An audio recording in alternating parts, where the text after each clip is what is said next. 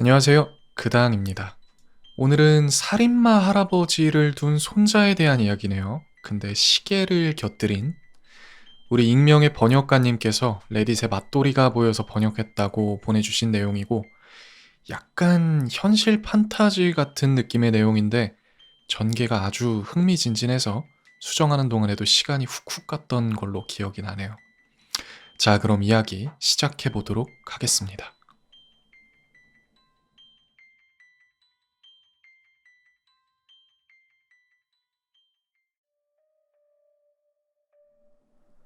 할아버지는 살아생전 끔찍하고 잔인한 짓들을 저질렀다. 그리고 그가 죽고 나서야 나는 마침내 그 이유를 이해하게 됐다. 그는 내 평생 동안 법원의 결정으로 정신병원에 수용되어 있었다. 나는 한 번도 그를 만나러 가는 것이 허락되지 않았었고, 그래서 나는 그를 한 사람으로서 실제로의 그를 알지 못했다. 내가 들은 건 그저 이야기들 뿐. 그가 무작정 사람들을 공격했다는 이야기에 물건을 부쉈다는 이야기에 사회의 골칫거리였다는 이야기에 그가 완전히 격리되게 된 결정적인 계기는 차로 13명을 들이받은 사건이었다. 어쩌면 당연하게도 그중 대부분은 죽었고 사람들은 그게 군 복무 중 입은 CTE가 수년 뒤 심각한 인지질환으로 발현된 결과라고 생각한다. 하지만 이제 이 세상에서 유일하게 나는 그 진실을 알게 되었다. 그의 장례식에서 나는 그의 시계를 물려받았다. 아버지가 왜 그걸 나에게 줬는지는 정확히 모르겠다. 아마 좋은 뜻의 제스처라고 생각했겠지. 내 손에 들어온 그것은 의외로 가벼웠다. 싸구려 시계였으니까. 낡은 가죽 스트랩이 달린 단순한 자동식 은색 시계였다. 그리고 자세히 보니 시계의 뒷판에는 무언가가 새겨져 있었다. 인장 같은 무언가. 마치 종교 영화에 나올 법한 문양에 서로 교차하는 두 개의 삼각형. 얼핏 다윗의 별처럼 보이지만 위쪽을 향한 삼각형의 한 꼭지점이 사각형으로 바뀌어 있었다. 그리고 그 전체를 하나의 원이 둘러싸고 있었다. 금속 뒷판에 영구적으로 깊게 새겨져 있는 모습. 나는 원래 시계를 차는 사람이 아니었지만 며칠 동안은 그 시계를 계속 차고 다녔다. 늘 몸에 역사가 있는 물건 하나를 지니고 있다는 느낌이 나쁘지 않았으니까. 그러던 어느 날 아침, 잠에서 깨어 시간을 확인했을 때 무언가가 달라졌다. 내가 앉아서 시계를 보고 있자 문자판 가장자리를 따라 새겨져 있던 숫자 표시용 작은 선들이 움직이기 시작했다. 나는 졸린 눈을 비비며 시계를 가까이 들여다봤다. 그것들은 빠르게 움직이며 중앙으로 재배열되더니 글자를 만들었다. 숨을 참아라. 나는 어리둥절했다. 내가 꿈을 꾸고 있는 건가? 물론 나는 숨을 참지 않았다. 그저 멍하니 바라보고만 있었을 뿐. 그 순간 손목에서 날카로운 통증이 퍼졌다. 마치 수많은 바늘로 찔리는 느낌. 나는 얼굴을 찌푸리며 반대 손으로 그 부위를 움켜잡았고 통증은 몇 초 만에 사라졌다. 그리고 다시 시계를 봤을 때는 이미 원래 모습으로 돌아가 있었다. 하지만 손목에는 여전히 통증이 남아 있었고 나는 시계를 벗으려 했다. 헌데 스트랩은 쉽게 풀렸으나 시계 본체는 떨어지지 않았다. 들어 올리자 그 아래 붙은 피부가 함께 당겨지며 아프게 끌려 올라왔다. 마치 피부가 뒷판에 본드로 붙어버린 것처럼. 시계를 떼어내기 위해 떠올릴 수 있는 모든 방법을 다 써봤지만 소용이 없어서 결국 포기하고 그냥 찬 채로 두었다. 수업에 가야 했으니까. 그날 첫 번째 수업이 끝나고 교수가 모두 나가도 된다고 말하자마자 손목에서 희미한 진동이 느껴졌다. 나는 아래를 내려다봤다. 글자들이 다시 재배열됐다. 복도에서 지나는 사람의 발을 걸어 넘어뜨려라. 나는 그 터무니없음에 웃음이 터졌다. 발을 걸어 넘어뜨리라고? 고개를 들자 학생들이 하나둘 자리에서 일어나 통로로 나가기 시작하고 있었다. 그리고 내가 앉아있던 줄 끝자리에 첫 번째 사람이 지나가려 했다. 정말로 해볼까 잠깐 고민도 했다. 하지만 내 발은 망설였다. 그 사람은 아무 일 없이 나를 지나갔다. 그러자 작은 딸깍 소리와 짧은 갈리는 소리가 시계에서 들렸다. 내가 내려다보기도 전에 손목에서부터 팔뚝을 타고 격렬한 쏘는 통증이 솟구쳤다. 마치 커다란 대못에 찔리는 느낌. 아니, 찔린다기보단 거의 관통을 한 게 아닐까 싶을 정도의 고통. 나는 이를 악물고 아무렇지 않은 척하려 했다. 그렇게 통증이 약 15초 뒤 멈췄을 때 손목 주변 피부는 창백해져 있었다. 자세히 보니 이제는 시계 본체 아래에서 희미한 검은 선 몇 가닥이 피부 밑으로 뻗어나가고 있는 것이 보였다. 두 번째 수업 시간. 거대한 강의실에 앉아 교수가 미적분을 지루하게 설명하는 소리를 듣고 있던 중 다시 시계에서 진동이 느껴졌다. 나는 황급히 아래를 내려봤고 그녀의 지갑을 훔쳐라. 오른쪽을 돌아봤다. 한 여학생이 옆자리에 엎드린 채 앉아 있었다. 아마 자고 있는 듯한 그녀의 지갑은 바로 책상 위에 놓여 있었다. 이씨. 이게 무슨 짓인지 싶으면서도 시계 아래에서 느꼈던 그 끔찍한 통증을 떠올리자 절로 욕이 나오며 오른손이 움찔거리기 시작했다. 결과가 어찌되었든 난 그 지갑을 훔쳐야 했다. 그리고 이 정도면 그렇게까지 나쁜 일은 아니잖아? 헌데 내 손가락이 그것에 닿기 직전 그녀가 갑자기 깨어났다. 놀란 내가 본능적으로 뒤로 확 물러났다. 망할, 조금만 더 하면 됐는... 잠깐 이어지던 내 생각은 손목과 손 전체의 신경이 동시에 난사되듯 터져나가는 통증에 의해 끊겨버렸다. 너무나도 지독해서 입 밖으로 신음이 새어나오는 걸 도저히 막을 수 없었다. 피부가 산채로 벗겨지고 그 아래에 있는 뼈가 가루로 으스러지는 느낌. 나는 파도처럼 밀려오는 고통을 버티기 위해 책상 가장자리를 꽉 움켜잡았다. 그 지독한 고통은 이번에는 몇 분이나 이어졌다. 그쯤 되자 내 이마엔 식은땀이 맺혀 있었다. 시계를 살펴보니 가죽 스트랩 가장자리 주위의 피부가 시계를 덮듯 자라 올라와 있었다. 아닌가? 살이 자라는 게 아니라 시계가 피부 속으로 가라앉고 있는 걸지도. 아무튼 어느 쪽인지 구분하기 어려웠다. 하지만 밴드를 살짝 잡아당겨보자 그것이 완전히 내 몸과 붙어버렸다는 사실만은 분명했다. 그때부턴 머릿속이 미친 듯이 돌아갔다. 어디든 일단 혼자 있을 수 있는 곳으로 가야 하는데. 하지만 시계를 보니 아직 강의가 절반도 지나지 않았다. 그때부턴 정말 인내심의 한계를 시험할 차례, 단지 이 모든 것이 빨리 끝나기만을 바랄 뿐. 헌데 수업이 끝나기 직전 다시 한번 진동이 왔다. 그리고 보이는 문자에 내 위장이 철렁 내려앉는 기분이었다. 그녀를 찔러라.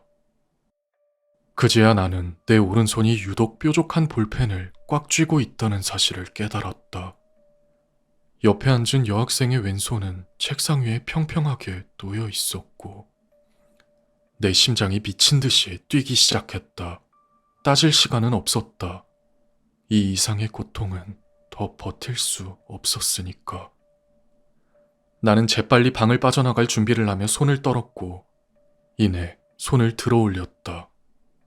볼펜은 순식간에 아래로 내리꽂혔고 마치 냉장된 버터를 가르듯 여학생의 손등에 연한 살을 뚫고 지나가 그대로 아래에 나무 책상까지 박혀버렸다.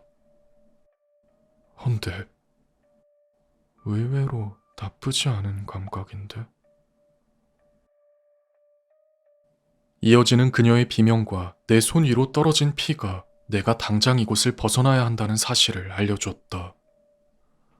그렇게 나는 가방을 움켜쥐고 강의실을 뛰쳐나왔고 얼마 지나지 않아 집에 도착했다.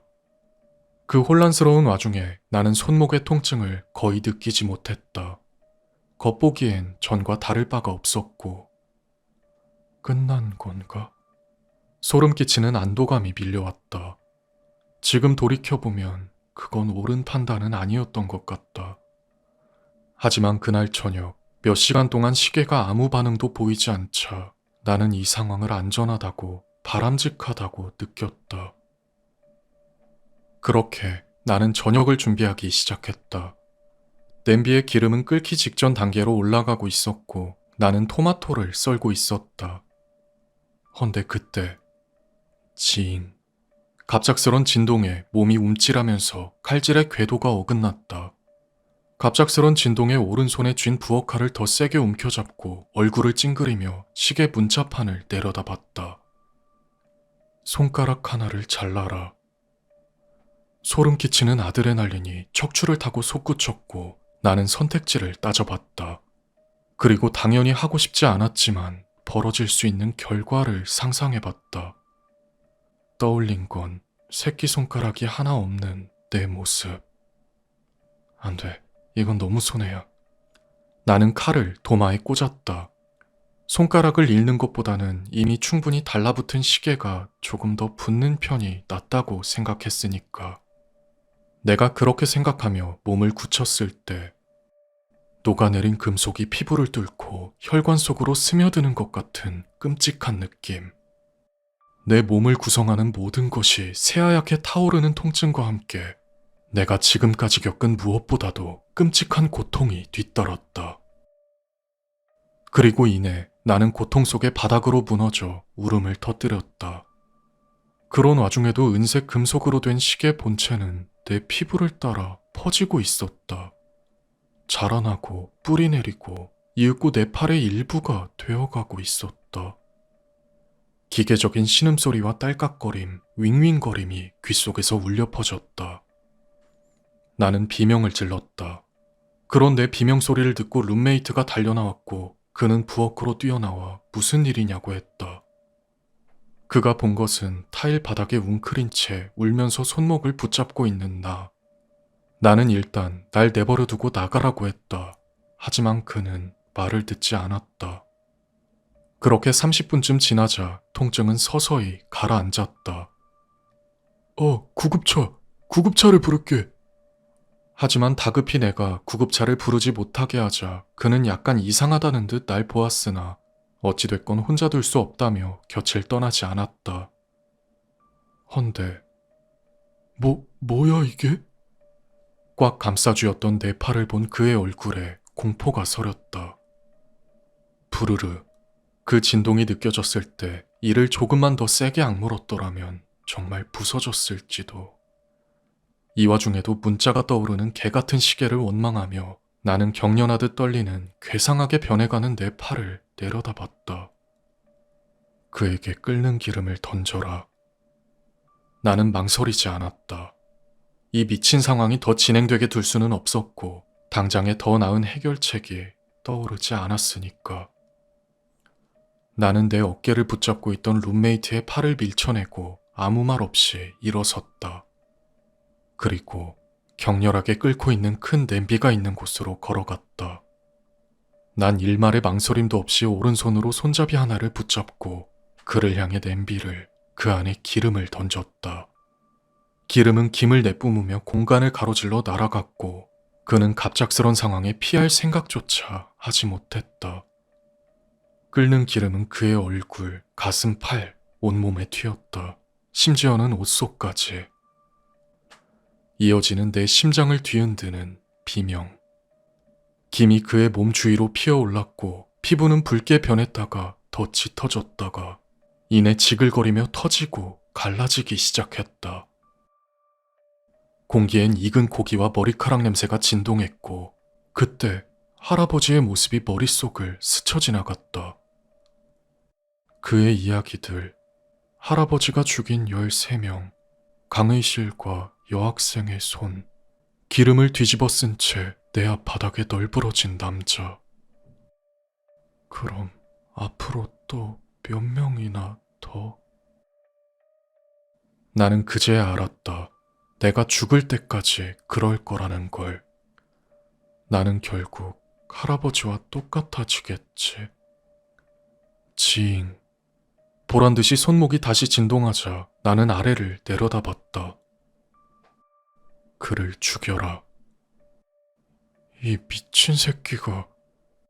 뇌속이 획 도는 기분이 들며 난 곧장 몸을 돌려 부엌으로 달려갔다.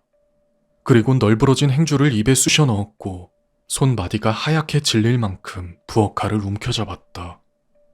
언제 이렇게 무거워진 건지 모를 변해버린 팔을 도마 위에 내리치듯 올려놓았고 변한 모습과 원래의 내 피부가 맞닿은 끝나는 지점을 따라 시선을 내렸다. 내 팔뚝 전체의 절반쯤 되는 곳. 생각은 잠깐이면 족하다. 되려 겁먹고 멈추기 전에 나는 그 창백하고 부드러운 살 속으로 오른손에 들린 칼을 깊이 밀어 넣었다. 칼은 예상보다 쉽게 들어갔다. 그리고 지독할 거라 생각한 통증은 오히려 시계가 주던 것보다 약했다. 하지만 당연히 피는 빠르게 벌어진 상처 사이로 넘쳐 흘렀고 나는 이를 악물고 계속 톱질했다. 뼈는 피로 미끄럽고 단단해서 자르기가 힘들었다. 마침 눈에 들어온 옆에 있던 커다란 중식도. 더 생각할 것도 없었다. 난 그 중식도의 뒷날로 식칼의 뒷날을 도끼질하듯 내려 찍었다. 세상에서 가장 역겨운 두 번의 부러지는 소리가 들렸다. 지독한 고통에 머리가 어지러워지며 세상이 빙글빙글 돌았다. 그리고 결국 마지막 남은 살점까지 칼날 아래에서 갈라졌고 도마에 칼날이 닿는 익숙한 탁 소리가 들렸다. 그렇게 나는 카운터에서 뒤로 물러났지만 잘려버린 왼팔은 따라오지 않았다. 금속과 살점이 뒤섞인 그 흉물은 역겨운 피 웅덩이 속에 죽은 듯 놓여 있었다. 나는 부엌에 있던 행주를 모조리 집어다가 잘린 팔의 단면 위에 단단히 동여맸다. 그리고 전화를 향해 달려가던 중 상반신이 몽땅 익어버려 간신히 숨만 붙어있던 룸메이트의 몸에 걸려 휘청거렸다. 그렇게 며칠이 지났고 나는 지금 병원 침대에서 이 글을 쓰고 있다. 지금은 안정된 상태지만 아마 곧 정신과 사람들이 나를 보러 올 것 같다. 그래서 나는 이 글을 쓰며 내 이야기를 정리해두고 있다. 그리고 그들이 믿든 믿지 않든 나는 내 할아버지와 시계에 대한 진실을 알고 있다. 징징.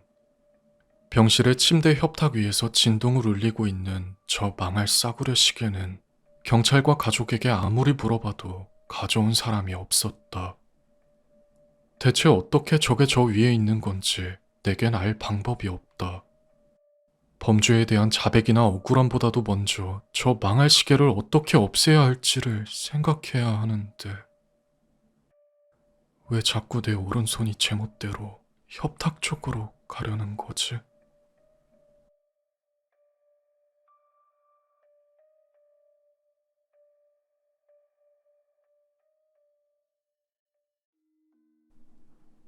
자, 이야기가 끝났습니다.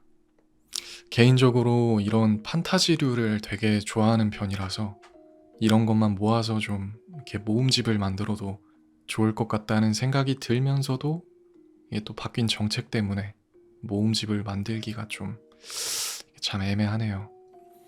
근데 꼭 이런 이야기 컨텐츠에만 모음집이 있는 게 아닌데 다른 컨텐츠에도 모음집 많이들 하시는 것 같던데 이게 참 간을 좀 봐야 되는 건지. 아무튼 오늘 이야기 여기까지고요. 오늘도 좋은 밤 되시길